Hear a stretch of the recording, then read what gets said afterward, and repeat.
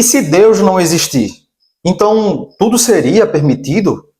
Então, será que realmente não existiria nenhuma ação que fosse errada? Nenhuma culpa, nenhum crime, nenhuma injustiça? Essa pergunta, na verdade, gente, ela atravessa séculos. E Dostoiévski já nos deu a resposta dessa pergunta. Então, hoje eu convido você a mergulhar nesse dilema tão profundo sobre a moralidade, a liberdade e a existência de Deus.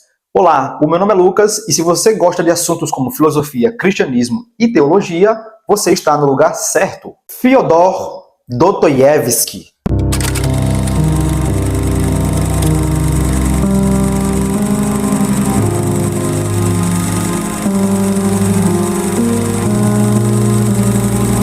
Ele foi um dos maiores escritores da história russo cristão ortodoxo, marcado por crises existenciais, por sofrimento e até pela sua experiência de quase chegar à morte. Mas foi exatamente nesse caos interior que ele produziu obras que até hoje são válidas de leitura e que confrontam o que há de mais humano e mais divino. Então, algumas obras que eu poderia mencionar de Dostoiévski, que ele escreveu, foi Crime e Castigo, Memórias de um Subsolo, Os Irmãos Karamazov. Então, Dostoiévski, ele falava de Deus não como um conceito, mas ele trazia a ideia de Deus como algo que é vital. Em, por exemplo, a sua obra Os Irmãos Karamazov, o Dostoiévski, ele coloca na boca de um de seus personagens uma das frases que ficou marcada na história. Se Deus não existe, então tudo é permitido. Mas quando a gente lê e quando a gente percebe essa frase, o que é realmente que isso quer dizer? O ponto dessa frase tão profunda que Dostoiévski ele traz para a nossa reflexão é um questionamento que vale muito a pena, que até nos dias de hoje isso é muito discutido.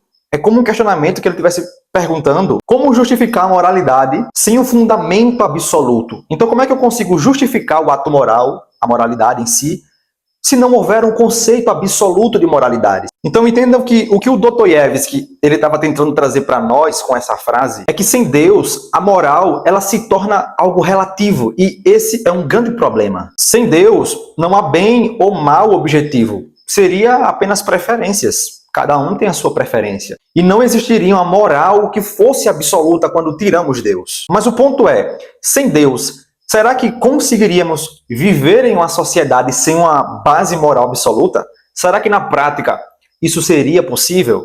Observe o quão profundo Dostoiévski ele se tornou ao refletir sobre essas coisas. O que eu quero que vocês observem com Dostoiévski é que sem Deus, o bem e o mal, eles acabam virando apenas opiniões. E na realidade, a gente vê que não funciona assim. O que é mal, o que é ruim, não é uma mera opinião. A gente age como se fosse realmente algo absoluto. Por exemplo, todo mundo sabe que praticar coisas indecentes com crianças indefesas ou com bebê recém-nascido, é errado. E isso é errado independente do lugar, independente da sociedade, independente de qualquer coisa. Então, observe, na prática o que temos é que a sociedade age como se existisse uma moral absoluta.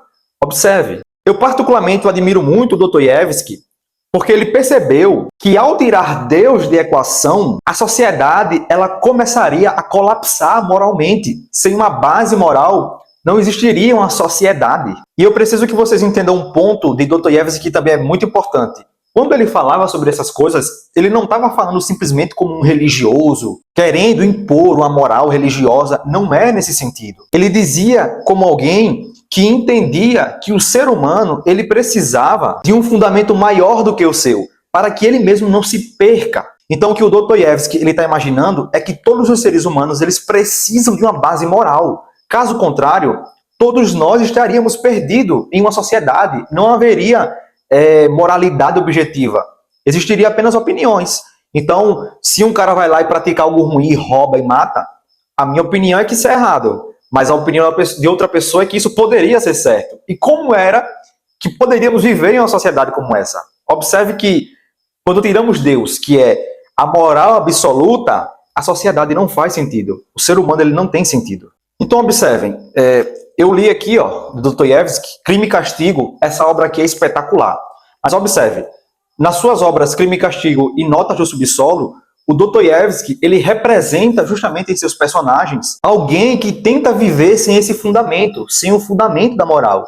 E quando a gente vai olhar bem para isso, a gente vê que esses personagens que ele cita em suas obras caem no desespero. Então observem o quão profundo isso é. Então, se a gente fosse trazer realmente para os dias de hoje essa reflexão de Dostoiévski sobre Deus, a gente chega à conclusão que vivemos em uma era onde muitas pessoas rejeitam a Deus de fato. Mas essas pessoas continuam agindo como se houvesse uma moral absoluta em suas vidas. Então observe, queremos justiça, mas sem um justo juiz. Queremos dignidade humana, mas nós rejeitamos o Criador de toda a dignidade humana. Observe a decadência do ser humano de rejeitar o Criador, mas querer a sua criação. Então uma frase que eu escuto muito quando eu vou conversar com algumas pessoas é de que tudo é relativo. Hoje em dia muitas pessoas querem que você acredite que tudo é relativo, que a verdade é relativa. Mas quando a gente vai para a prática, a gente percebe que isso não é verdade. Eu já dei exemplos aqui.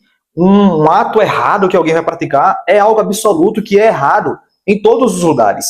Tudo leva a gente para uma moral absoluta. Observe a importância de um Deus na nossa sociedade, segundo a visão de Dostoiévski. E não levem a mal. O Dostoiévski, ele não queria assustar ninguém. Ele queria apenas trazer o pensamento de que se Deus fosse só uma ideia, então a base da existência humana começaria a ruir. Por isso, a pergunta dele até hoje continua viva. Se Deus não existe, então o que te impede? Se Deus ele realmente não existe, o que te impede de fazer o que tu quiser, de sair na rua e de praticar coisas erradas?